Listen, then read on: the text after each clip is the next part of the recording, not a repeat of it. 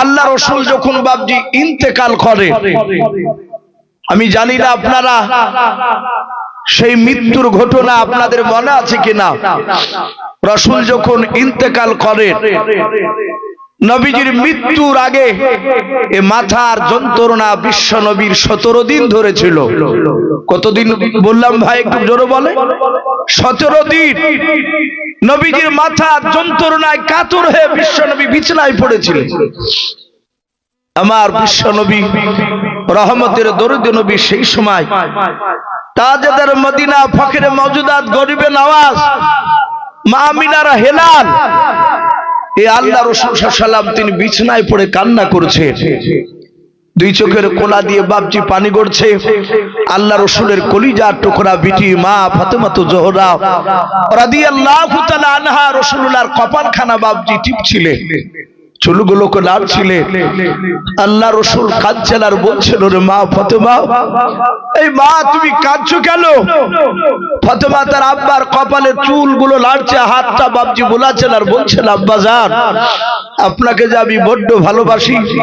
ওগো আব্বা, আপনি ইন্তেকাল করে গেলে আমি আর আব্বাকে দেখতে পাবো না। ওগো আব্বা, কিয়ামতের ময়দানে আমি আপনাকে কোথায় খুঁজে বেড়াবো? আপনি বলেছেন কোটি কোটি মানুষ হবে সেদিন।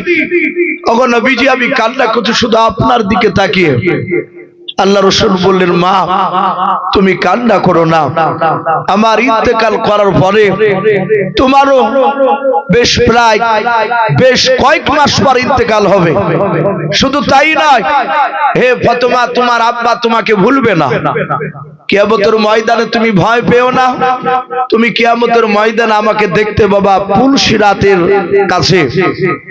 ওই জায়গায় যদি ফাতেমা আমাকে না পাও, তাহলে তুমি মিজানের দাড়ি পাল্লার কাছে আমাকে পাবা। ফাতেমা জোহরা রাদিয়াল্লাহু তাআলা আনহা কাদেনার বলেন, ওগো আব্বা যান, আপনাকে মিজানের দাড়ির পাল্লায় যদি ওখানে না দেখতে পাই। আল্লাহর নবী বলেন, ওরে ফাতেমা, আমাকে কাউসারের পানি পান করানোর জায়গায়, ওরে মা তুমি আমাকে ওই জায়গায় দেখতে পাবা। আল্লাহর রাসূল বলেন, ওরে ফাতেমা তুমি কেঁদো না। ও ফাতেমা, তুমি আমার ইন্তেকাল করানোর পর কিয়ামতের ময়দানের ফাতেমা তুমি আমার সঙ্গে জান্নাতে যাবে। বলুন সুবহানাল্লাহ।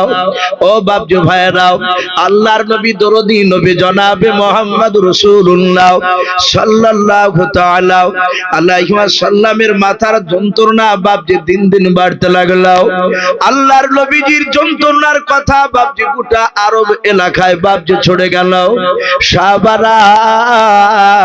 তারা দলে দলে আসা নবীর কাছে এসে কান্না করে। ও বাপজি ভাইরাও, হাদিসে পাওয়া যায় আল্লাহর নবীজি ইন্তেকাল করার একেবারে 3 দিন আগেকার ঘটনা এসেছে। আল্লাহর দরুদি নবী জনাবে মুহাম্মদুর রাসূলুল্লাহ সাল্লাল্লাহু তাআলা আলাইহি ওয়াসাল্লামের আর একজন নবী লিখেছেন বাবা 6 দিন আগেকার ঘটনাও।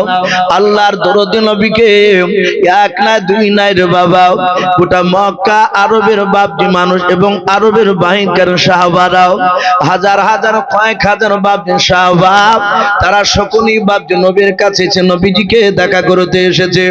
আল্লাহর নবীজিকে বাপজি ফাঁকা জায়গায় মরুভূমির ময়দানে সাহাবারা নিয়ে বসে আছেন। প্রতিটা সাহাবা তারা আল্লাহর নবীজিকে দেখতে এসেছে।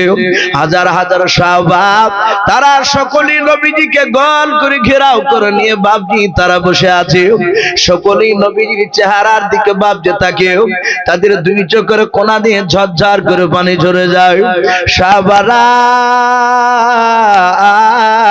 কেউ চিৎকার করে বাপজি কথা বলতে পারে না, কারণ সাহাবারা জানতেন আল্লাহ কোরআনে বলেছেন, ওগো আমার নবী তুমি বলে দাও, আমি আমার উম্মতদেরকে বল, আমার বান্দা বান্দীদেরকে বলে দাও।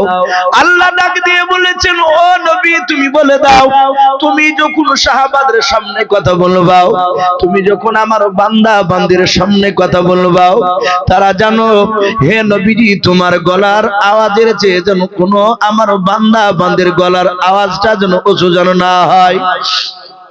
সাহাবারা এই কথাটা শোনার পর আল্লাহর নবীজির কাছে বাপজি সাহাবারা বাপজি জোর গলায় কথা বলতেন না। সাহাবারা সকলে মাথাটা নিচু করে বাপজি কান্না করতেছে। আল্লাহর নবীজি ইন্তেকাল করে গেলে আমাদের রাহবার কে হবে, দিনকে কে পরিচালনা করবে? ওই সময় সাহাবারা বলেন আমরা দেখলাম আল্লাহর নবীজি বিছানায় বাবা শুয়ে আছে। হঠাৎ করে নবীজি ডাক দিয়ে বলেন, ওরে সাহাবা, আমি দাঁড়াতে পারি না রে সাহাবা, আমার হাত ওখানা দূরে একটু উঁচু করে তোমরা বসাও। আল্লাহর নবীর পাশে বাবা নবীজির দুটো বাপ যে জামাই ছিল, বড় জামাইটার নাম ছিল ওসমান গনি রাদিয়াল্লাহু তাআলা আনহু, দ্বিতীয় জামাইটার নাম ছিল বাপ যে হযরত আলী রাদিয়াল্লাহু তাআলা আনহু। হযরত ওসমান গনি আলী রাদিয়াল্লাহু তাআলা আনহু আল্লাহর নবীজির বাবা দুই ডানা দুখানা ধরার পর নবীজিকে একটু করে বাপজি উঁচু করে বসালেন। আল্লাহর নবী যে বসার পর হযরত বাপজি বিশ্ব নবী আমার ডাক দিয়ে বলেন, সাহাবা, ওরে আমার জামাই সাহাবা ওসমান গনি আলী শুনে নাও, আর আমাকে উঁচু করে বসায়ও নাও। যত উঁচু করছো তত আমার মাথার যন্ত্রণা বেশি হয়ে যাচ্ছে। আল্লাহর নবীর জামাই ওসমান গনি রাদিয়াল্লাহু তাআলা আনহু নবীজির ডানাটা ধরে বসানোর পর পেছন দিকে দিয়ে হাতটা এভাবে দিয়ে বললেন, নবী গো, আপনি একটু আমার হাতেই হিলান দিয়ে আপনি একটু বসে যান। আল্লাহর নবী বসে আছেন, হাজার হাজার সাহাবাই কেরাম বাবা নবীর চেহারার দিকে তারা চেয়ে চেয়ে কান্না করেছিল। দরদি নবী আমার সাহাবাদের দিকে চারিদিকে লক্ষ্য করে তাকার পর নবী এইভাবে হাত ওখানা বাপজি জড়ো করে ধরলেন।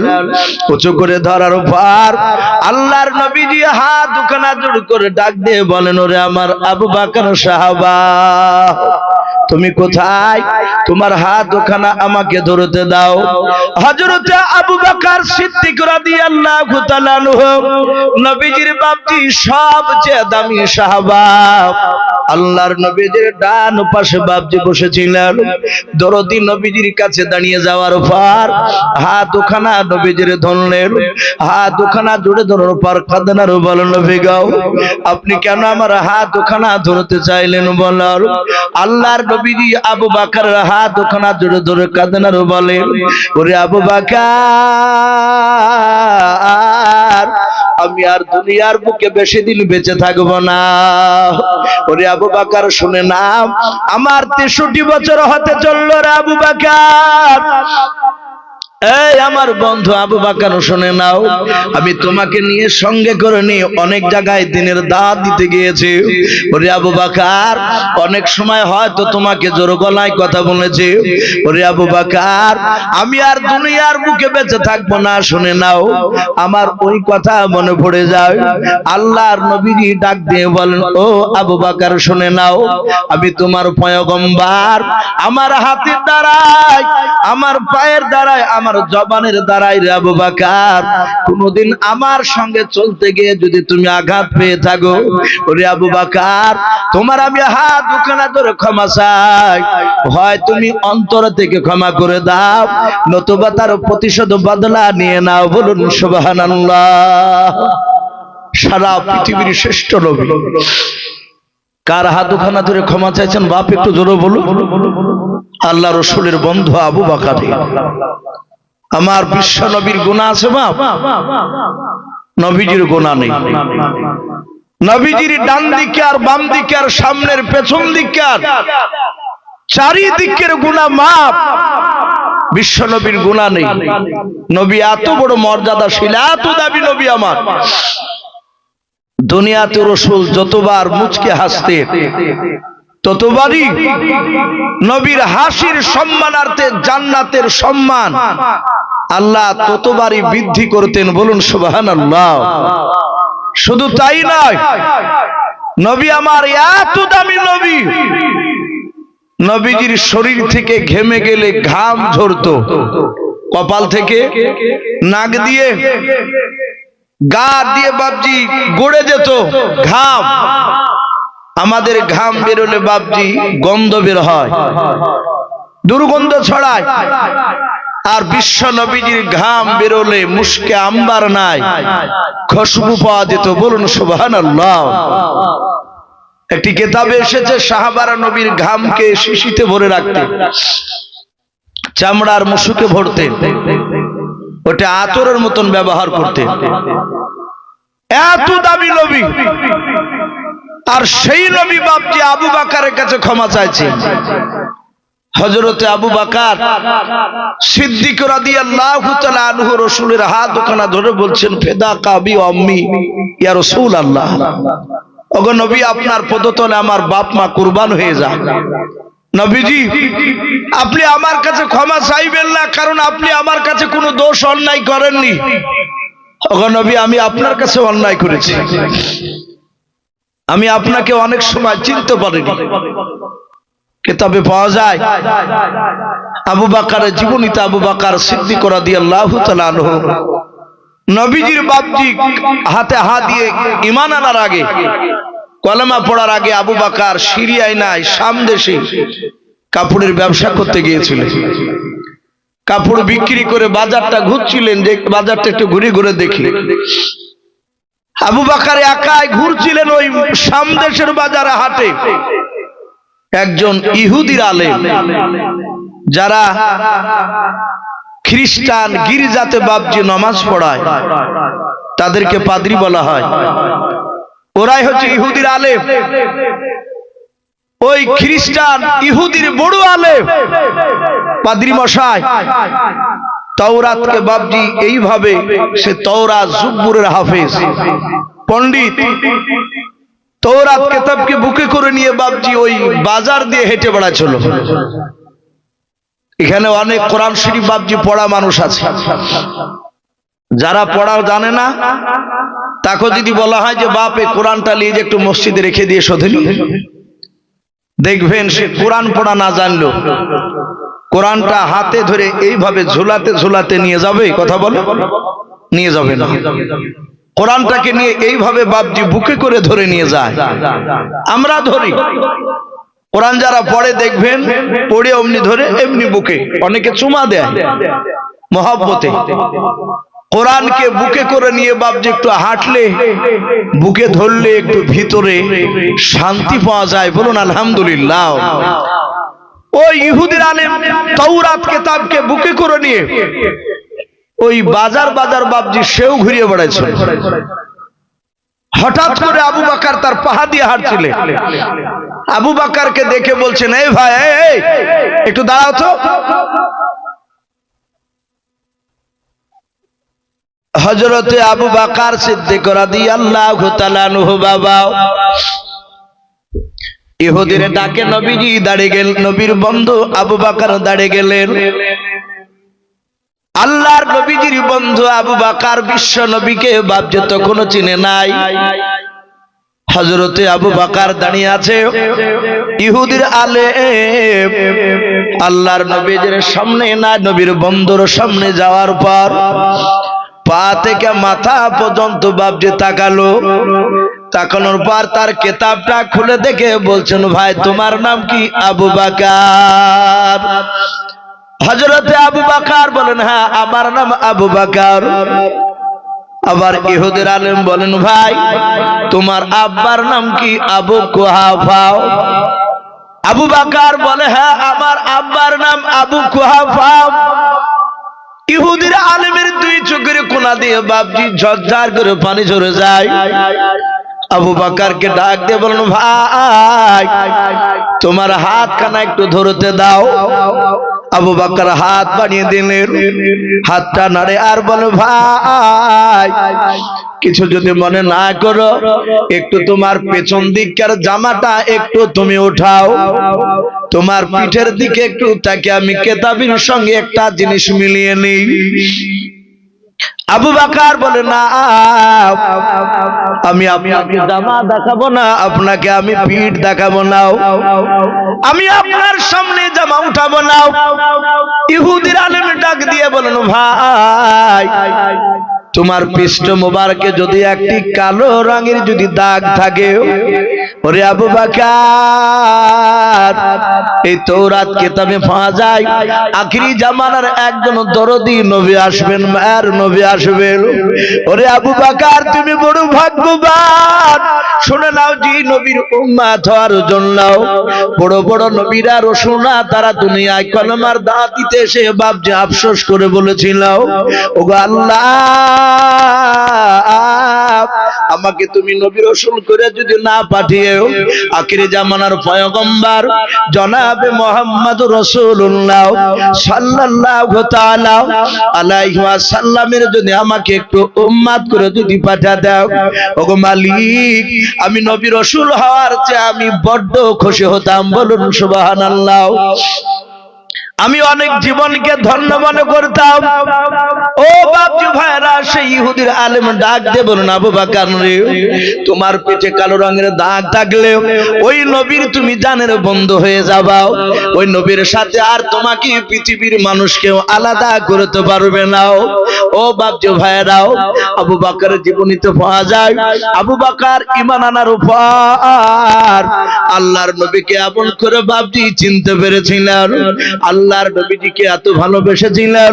আল্লাহর নবীজি বাপজি আবু বকরকে বলেছিলেন, ওরে আবু বকর, তোমার নাম আবু বকর? বলে হ্যাঁ। বলে, আমি পয়গম্বর রাসূল, আজ থেকে আমি তোমাকে বললাম, তুমি শুধু আবু বকর নয়, তুমি আবু বকরের সাথে সিদ্দিক সত্যবাদী। ও বাপজি ভাইরাও, আল্লাহর নবী যা বলতেন আবু বকর বাপজি তাই ঘাট পেতে মেনে নিতেন। আল্লাহর নবীজির কাজ ছাড়া আবু বকর বাপজি যেতে চাইতো না। আল্লাহর নবীর কাছ থেকে আবু বকর বাপজি যেতেন না। আল্লাহর নবী বলতেন, ওরে আবু বকর, তোমার বাড়িতে তোমার বিটি আয়েশা আছে, তোমার বিটি আসমা আছে, তোমার বিবির নাম রুম্মান আছে, যাও তুমি চলে যাও। তুমি সব সময় কেন এখানে থাকো? সবারই পেছনে কেন তুমি যাও, আগে কেন যাও না? আবু বকর কাঁদতেন আর বলতেন, নবী গো, আপনার কাছে আসলে আমি পৃথিবীর সব মায়া আমি ভুলে যাই। বলুন আলহামদুলিল্লাহ। আল্লাহ রাসূলকে আবু বকর বলে, নবী এত বড় ভালোবাসি আপনাকে, আপনার কাছে থাকলে আর আমাকে কোথাও যেতে মন চাই না। ও বাপজি ভাইরাও, আল্লাহর নবীর বন্ধু আবু বকর আল্লাহর নবীর হাত ওখানা জুড়ে ধরে কেঁদে কেঁদে বলেন, নবী গো, বেয়াদবি হলে মাফ করবেন নবী, আপনি আমার হাত ওখানা ধরে ক্ষমা চাইবেন না। আপনি জীবনে কোনোদিন কারো কাছে অন্যায় করেননি, আপনি আমারও কাছে অন্যায় করেননি। আল্লাহর নবী বলেন, আবু বকর, আমি তোমাকে ক্ষমা করে দিয়েছি। এই আবু বকর, তুমি বসে যাও। আবু বকর বলেন, নবী, আমি আপনাকে ক্ষমা করে দিয়েছি, অন্যায় করেননি তুমিও। আল্লাহর নবী যে হাত ওখানে ইশারা করে আবু বকরকে বসতে বললেন, আবু বকর তিনি বসে বললেন। হাজার হাজার সাহাবারা সবাই বাবা থেকে থেকে বাপজি দৃশ্যকোনা দেখছিলেন। আল্লাহর দরদি নবী আমার আবার দ্বিতীয়বার হাত ওখানে এইভাবে উঁচু করে ধরার পর ডাক দিয়ে বলেন, ওরে ওমর, সাহাবা তুমি কোথায় আছো? দাঁড়িয়ে যাও। ওমর নবীজির পেছন দিকে বাপজি বসা ছিল। ওমর দৌড়ে এসে আল্লাহর নবীজির পা দুখানা বাপজি প্রথমে ধরা নাই, হাত দুখানা ধরেছিলেন। আবু বকর বলেন, ফেদা কানাই। হযরত ওমর বলেন, ফেদা কাবি উম্মি ইয়া রাসূলুল্লাহ। আল্লাহর নবীর পা দুখানা বাপজি ওমর ধরে বললেন, ওগো নবীজি, আপনার এই পায়ে তো আমার বাপ মা কুরবান হয়ে যাও। ও নবী, কেন আপনি আমার হাত দুখানা ধরতে চাইলেন বলেন?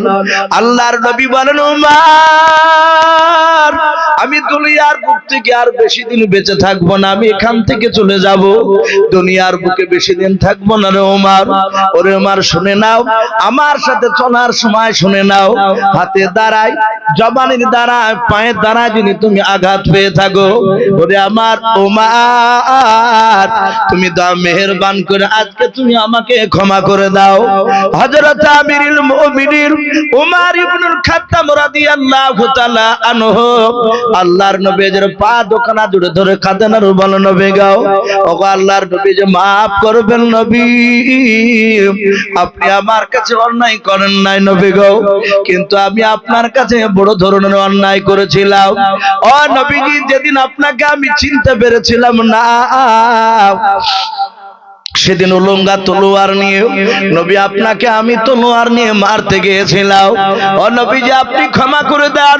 আল্লাহ রাসূল বলেন ওমর তুমি যেদিন আমাকে মারতে এসেছিলে সেদিন আমি তোমাকে ক্ষমা করে দিয়েছি রে ওমর। ওরে ওমর তুমি আমাকে বড্ড ভালোবাসো। ওরে ওমর শুনে নাও আমি অনেক লক্ষ্য করে দেখেছি হযরতে আব্দুল্লাহ ইবনে মাসউদ রাদিয়াল্লাহু তাআলা আনহু তিনি বলেন, হযরতে আবু হুরায়রা রাদিয়াল্লাহু তাআলা আনহু বলেন আমরা দেখেছি ওমরকে ঈমান আনার পর হযরত ওমর ঈমান আনার পর কলমা পড়ার পর আল্লাহর নবীর কাছে বাপজি বসে থাকতেন যেমন আপনারা আমার সামনে বসে আছেন।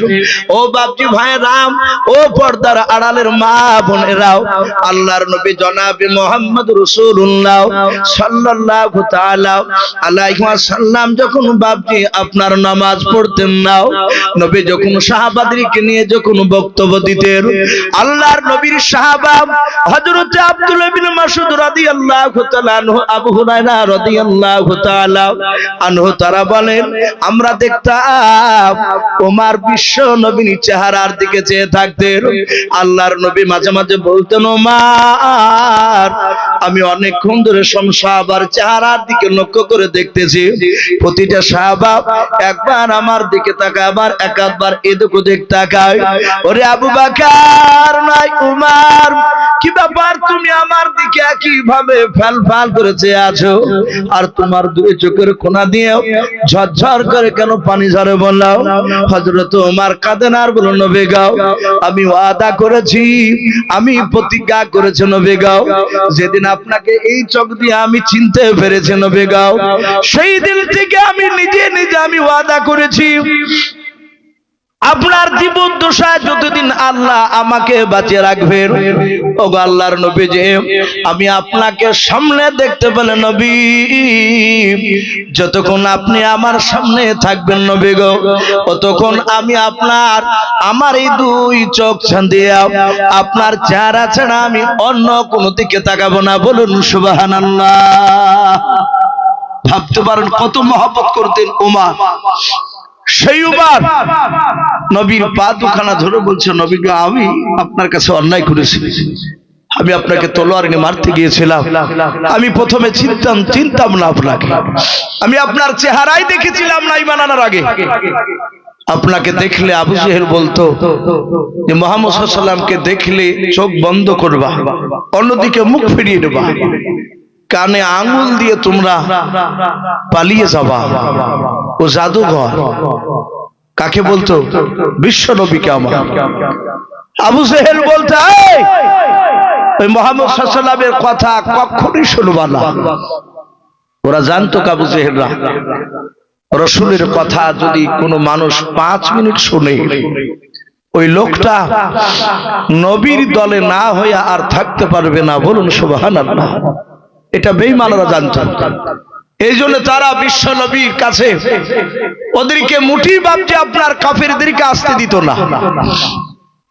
এখনো বাপজি এক শ্রেণীর মানুষ আছে, কিছু মনে করবেন না, এই কথাগুলো সব বাপজি রেকর্ডিং হচ্ছে, দেখছেন তো কতগুলো সব ক্যামেরা ফিট করে দিয়েছে বাপজি, অনেকে লাইভে দেখছে হয়তো ডাইরেক্ট। এখন বহু বাপজি মানুষ এখন আছে তারা বলে যে ওলামে দেওবন্দের বক্তব্য শুনতে যেও না।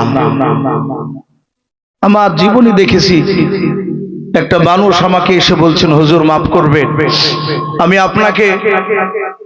আমি আপনার বক্তব্য না শুনে আমি অন্য এক আলেমের কথা শুনে আপনাকে আমি ন্যায় করে আমি গালি দিয়েছিলাম।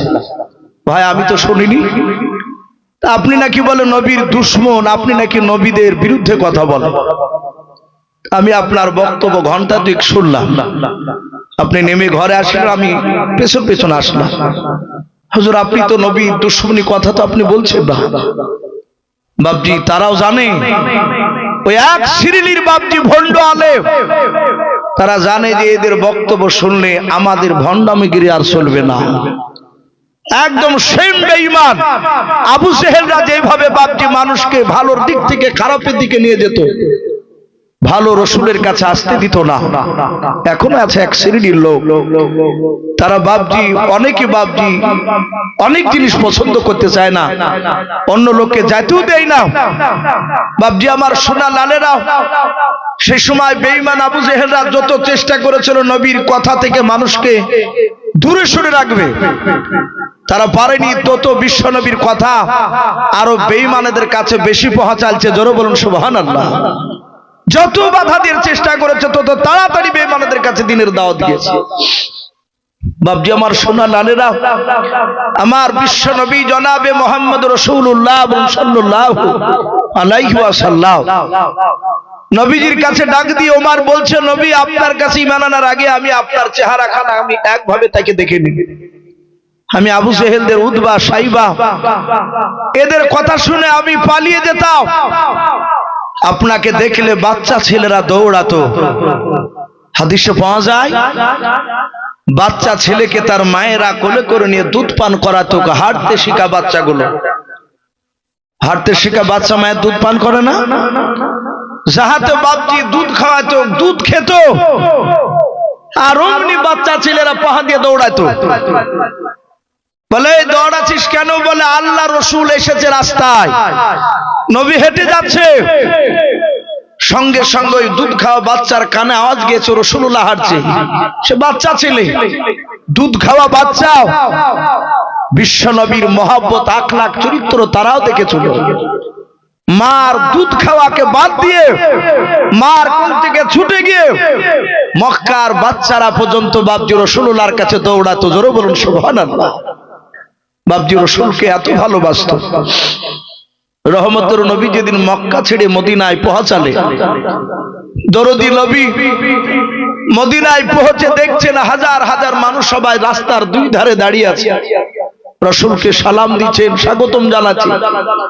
বাচ্চা ছেলেরা বাপজি খেজুর গাছের ডাল ধরে দূর থেকে তারা দেখার লেগে, খেজুর গাছে বাপজি তারা উঠে দাঁড়িয়ে আছে বাগড়ে ধরে। তারা নামলো, রাসূলের কাছে সালাম দিয়ে বিশ্বনবীর পাহা দিয়ে চলে যাচ্ছে। আল্লাহ রসুল কাঁদতে কাঁদতে একটা বাচ্চা ছেলেকে তুলে নিলে, মদিনার 4 থেকে 4.5 বছরের বাচ্চাও রসুল কোলে করে নিয়ে বুকে করে নিয়ে বাপজি বলছেন, বাবা আমাকে মক্কার মানুষেরা থাকতে দেয়নি, মক্কার মানুষেরা আমাকে মেরেছে। ওগো বাবা, আমি মক্কা ছেড়ে, আমি মাতৃভূমি ছেড়ে আমি তোমার মদিনাতে এসেছি, তোমাদের দেশে। বাবাই মদিনাতে আমাকে কিছুদিন থুয়ার পর মক্কার মানুষের মতো মারবা না, আমাকে তাড়িয়ে দিবা না তো? 4 থেকে 4.5 বছরের বাচ্চা কতটুক বুদ্ধি বলো? ওই বাচ্চার গার্জেনেরাও, মদিনার বয়স্ক লোকেরা, তারা হতবাক হয়ে তাকিয়ে আছে। দেখে বাচ্চা ছেলেটা জবান দিয়ে বাপজিকে উত্তর দেয়। আল্লাহর নবী কোলে করে নিয়ে বাচ্চাটার দিকে তাকিয়ে নবী কাঁদেন আর বলেন, বাবা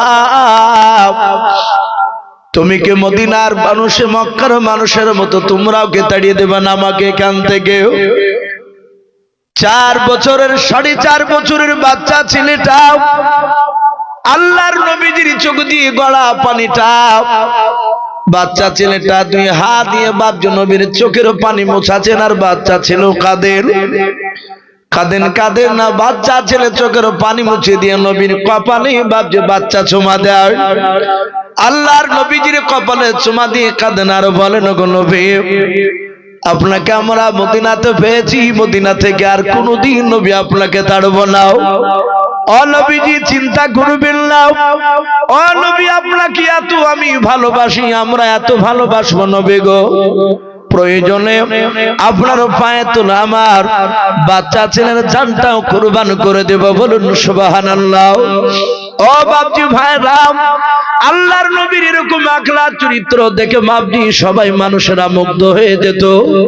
আল্লাহর নবী জনাবে মুহাম্মদ রাসূলুল্লাহ সাল্লাল্লাহু তাআলা আলাইহি ওয়াসাল্লাম হযরতে ওমরকে ডেকে বলেন, ওমর রে, আমি তোমাকে ক্ষমা করে দিয়েছি ওমর, আমি কারো উপরে আমি রাগ রাখি না।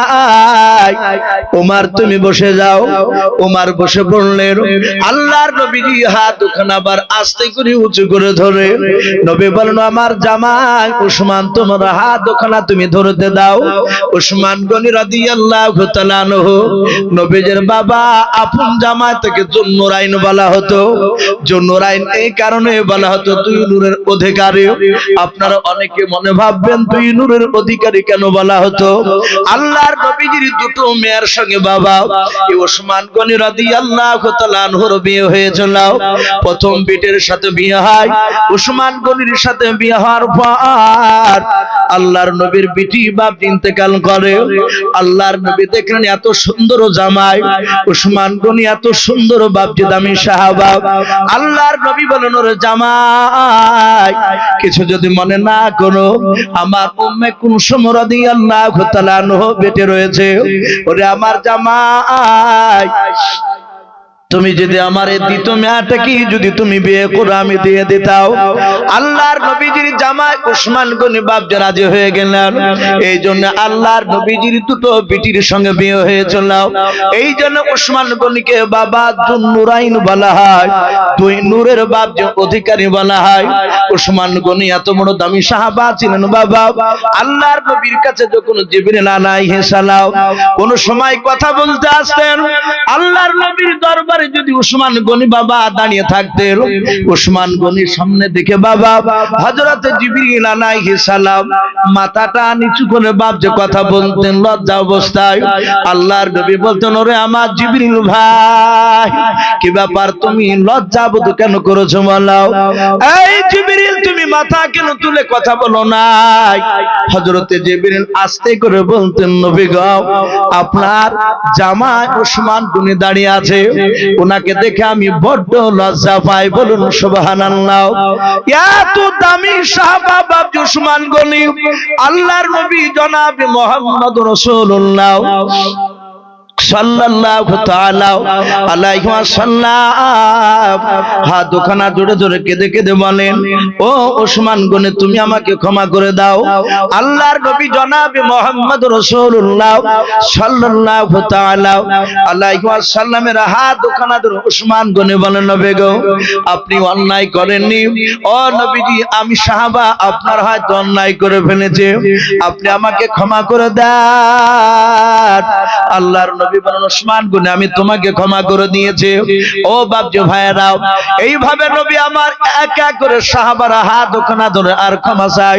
হযরত আমিরুল মুমিনিন হযরত আবু বকর সিদ্দিক রাদিয়াল্লাহু তাআলা আনহু তিনি বাবা দাঁড়িয়ে দাঁড়িয়ে দেখলেন নবী আমার এক এক করে বাবা সব সাহাবারা হাত ধরে ক্ষমা চাইবেন। অনেকগুলো সাহাবারা হাত ওখানা ধরে ক্ষমা চেয়েছেন। আবু বকর দেখলেন এইভাবে কয়েক হাজার সাহাবা নবী এক এক করে ক্ষমা চাইলে নবীজিকে বাপ জামাদের অপমান করা হবে, না না এটা করতে দেওয়া যাবে না। হযরত আবু বকর বলেন, নবীজি আর আপনি কোন সাহাবার কাছে ক্ষমা চাইবেন না। আল্লাহর নবী বলেন, ওরে আমার সাহাবা আবু বকর কেন আমি ক্ষমা চাইবো না? বলেন, নবী গো কোন সাহাবা, ও নবী এখানে যতগুলো সাহাবা আছে আপনি কারো কাছে অন্যায় করেন নাই, বরং সব সাহাবা আপনার কাছে অন্যায় করেছে। ওগো আল্লাহর নবী যে, ও নবীজি আমি সব সাহাবার পক্ষ থেকে আমি আপনার সাথে কথা বলতে চাই। আল্লাহর নবী বলেন, আবু বকর তুমি তাড়াতাড়ি বলো। হযরত আমিরুল মুমিনিন হযরত আবু বকর সিদ্দিক রাদিয়াল্লাহু তাআলা আনহু নবীকে ডাক দিয়ে বলেন, নবী আপনি পবিত্র জবানে বলেছেন গোটা সব সাহাবার চেয়ে আপনি দামি সাহাবা আবু বকর।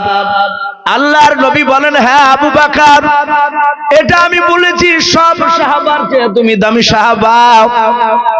ওগো আবু বকর তুমি কেন এই কথা বললে বলো?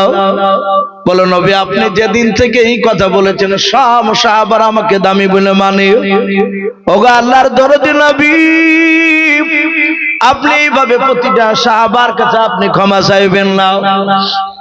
আল্লাহর নবী জনাবে মুহাম্মদ রাসূলুল্লাহ সাল্লাল্লাহু তাআলা। একটি ঘোষণা, বিদেশি মেহমান যারা আছেন তিনাদের জন্য কিছু আহারের ব্যবস্থা করা হয়েছে মসজিদে। আপনারা অল্প অল্প করে গিয়ে খেয়ে আসবেন। মা বোন যারা আছেন তিনাদের জন্য ব্যবস্থা আছে। আপনারা মসজিদের পাশে বক্তব্য, সে বক্তব্যে গিয়ে আপনারা খাওয়া দাওয়া করে আসুন। আল্লাহর নবী জনাবে মুহাম্মদ রাসূলুল্লাহ সাল্লাল্লাহু তাআলা আলাইহি ওয়াসাল্লাম নবীজিকে ডাক দিয়ে বলেন, ওগো নবী, প্রতিটা সাহাবা আমাকে সেদিন থেকে বড় বলে মানে।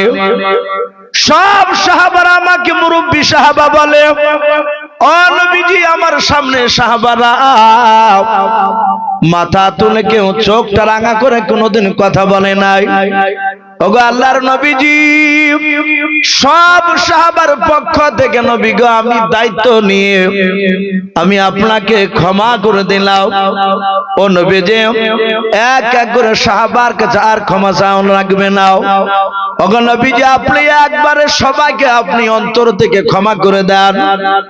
আল্লাহর নবী আবু বকরকে জোরে ধরলেন, ডাক দিয়ে বলেন, আবু বকর, তুমি সব সাহাবার দায়িত্ব নিয়ে ক্ষমা করলে? বলে হ্যাঁ।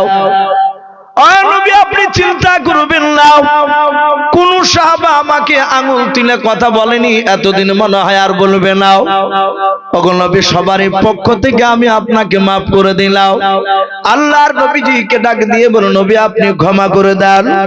আল্লাহর নবী বলেন, আবু বকর, আমি রাসূল পয়গম্বর সব সাহাবাকে আমি ক্ষমা করে দিলাম। বলুন সুবহানাল্লাহ। আল্লাহ রাসূল যখনই বললেন আমি ক্ষমা করে দিলাম, হঠাৎ করে বাপজি দেখছেন সাহাবার কয়েক হাজার সাহাবার মাঝ থেকে একজন সাহাবা দাঁড়িয়ে বলছেন, গো আল্লাহর নবীজি। সব সাহাবারা তাকালেন। আল্লাহর নবী বলেন, ওরে সাহাবা, কি ব্যাপার, তুমি আমাকে কেন ডাক দিলে বলাও? ওই সাহাবা দাঁড়িয়ে বলছেন, নবী গো, সব সাহাবার আবু বকরকে দায়িত্ব দিতে পারে ক্ষমা করার জন্য আপনাকে, কিন্তু নবীজি আমি আপনার সাহাবা, আমি আপনাকে মাফ করব না। বলুন আলহামদুলিল্লাহ। রাসূলকে বাপজি বলছেন ডাইরেক্ট যে আমি আপনাকে মাফ করব না। রাসূলুল্লাহ অবাক হয়ে গিয়েছে। হাজার হাজার সাহাবা বাপজি সকলে নিস্তব্ধ। এখানে করছে সাহাবা। মনে আছে বাপজি সেই সাহাবার নাম কি? হযরতে সাদ ইবনে আবি ওয়াক্কাস, নবীজির হাই র‍্যাঙ্কের সাহাবা। এই যেমন তেমন সাহাবা নয়। তার জীবনীতে এসেছে বাপজি রাসূলকে প্রথম যেদিন চিনেছিলেন, রাসূলকে বাপজি যেদিন ঈমান আনে সাদ বিন আবি ওয়াক্কাস, তার জীবনীতে পাওয়া যায়। আপনারা সকলেই শুনেছেন, নবীর নানার দেশে কলমার দাওয়াত দিতে গিয়েছিলেন নবী। সেখানকার লোক মেরেছিল না ভালোবেসেছিল? কথা বলে। প্রথমে মেরেছিল। তাইফ নগরের যুবক ছেলেদেরকে বৃদ্ধ মানুষেরা লেলিয়ে দিয়েছিল। নবীজি রক্তাক্ত শরীর নিয়ে ওই তাইফ নগরী বাপজি মাঠের ভিতরে একটা খাজুর গাছের ছায়াতে দাঁড়িয়ে রাসূল কাঁদছেন আর বলছেন, ওগো আল্লাহ, তায়েফবাসীর যুবকরা আমাকে চিনতে পারেনি। ওগো আল্লাহ, ওরা চিনলে আমাকে মারতো না। ওগো মালিক, আমি তোমার কাছে দোয়া চাই, আমি ওই যুবকদের জন্য দোয়া করি, তাদের উপর তুমি নারাজ হয়েও না, তুমি তাদেরকে ক্ষমা করে দাও। আজ তায়েফবাসীর যুবকরা চিনতে পারেনি, আগামী দিনে চিনবে, আমাকে ওরাই চিনবে। আমার রাসূল এইভাবে কাঁদছেন আর দোয়া করছেন। আর এই সাদ ইবনে আবি ওয়াক্কাস ওই খেজুর গাছ থেকে বেশ কিছুটা দূরে একটা আঙ্গুরের বাগানে তিনি কাজ করছিলেন। হঠাৎ নবীর কান্নার আওয়াজ। মাথা তুলে এভাবে তাকে দেখছে, রক্তাক্ত শরীর, রাসূলের পাঞ্জাবিতে রক্ত লেগে শরীর বেয়ে রক্ত বাপজি, পায়ে জুতো তুকে গিয়ে লেগেছে, জুতোতে জমাট বেঁধে গেছে রক্ত, চারিদিক থেকে পাথর মেরে রসুলকে মেরেছিল। সাদ ইবনে আবি ওয়াক্কাস তাড়াতাড়ি আঙ্গুরকে ছিঁড়ে চিপিয়ে রস বের করে এক গ্লাস রস নিয়ে গিয়ে রসুলের পেছনে দাঁড়িয়ে বলছে, ওগো যুবক, এভাবে তোমাকে কারা মেরেছে? কারা মেরেছে তোমাকে? ওরা তো মানুষ না। বাবজি, মনে হয় অনেক মানুষ মোবাইলে লক্ষ্য করে দেখেছেন, জলঙ্গিতে আজ কি মোবাইলে দেখাচ্ছিল যে একটা গাড়ি নাকি রাস্তার ধারে 3 বছর ধরে পড়েছিল। আছে সেই গাড়িতে, সেই গাড়ির ডালা খুলে দেখছে একটা পচা মানুষ বাবজি ভিতরে ভরা, তার চামড়া বলছে যে এখনো রস আছে। দেখেছেন অনেকে, মনে হয় নাকি দেখেছে? কে করেছে, কিভাবে আসলো, নিশ্চয় হয়তো ধরা পড়বে আগামীতে। পুলিশ গিয়ে বাবজি তদন্ত শুরু করেছে। আমরা মোবাইলে দেখলাম, অনেকে বাবজি দেখে চিন্তা করছে এরা মানুষ নয় যারা এই কাজ করেছে। আল্লাহ রসুলকে বাবজি সে সাদ ইবনে আবি ওয়াক্কাস পেছন দিক থেকে বলছে, এই যুবক, তোমাকে এভাবে কারা মেরেছে? বিশ্ব নবী এইভাবে করে বলেন, আক্কাস। যুবক সাহাবা হাতে আঙ্গুরের রস নিয়ে বলছেন, ও যুবক, আমি তোমাকে চিনি না, তুমি আমার নাম কেমন করে জানলে আক্কাস? আল্লাহর নবী বলেন, ওরে যুবক আক্কাস, আমি শুধু তোমার নামটা নয়, তুমি